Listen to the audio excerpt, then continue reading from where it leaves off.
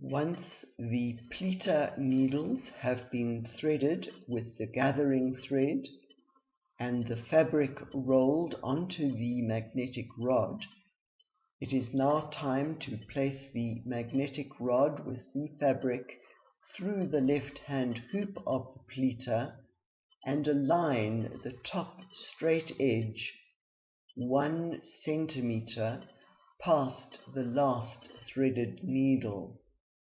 By aligning this straight edge 1 centimeter past the last threaded needle, and the last threaded needle will form the holding row, it allows for the appropriate seam allowance for construction after smocking.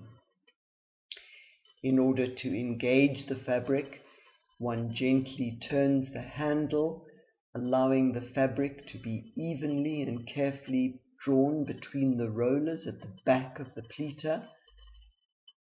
The fabric is then drawn between the rollers and the pleats are formed.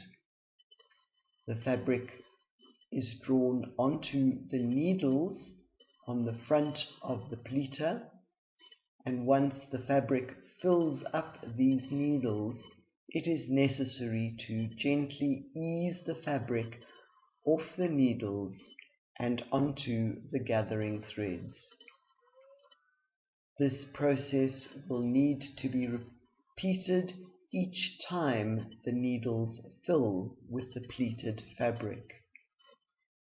Having done that, one continues with the process of rolling the fabric through the pleater by turning the handle of the pleater slowly and consistently, keeping the fabric aligned. On the wrong side of the fabric, the gathering threads appear longer than they appear on the right side of the fabric. The long threads indicate the wrong side of the fabric, and they produce a deeper pleat above the gathering thread on the right side of the fabric. The pleats on the wrong side of the fabric appear slightly shallower. The fabric must be pulled down to the knots, and then the gathering threads may be cut to release the fabric from the pleater.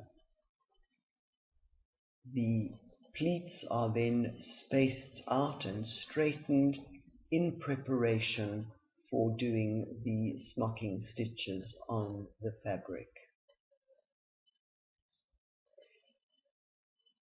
If one is using a longer length of fabric, it is preferable to use a longer stick, such as a dowel rod, and one may place the length of the dowel rod on a book in order to level it up so that it is more convenient for pleating.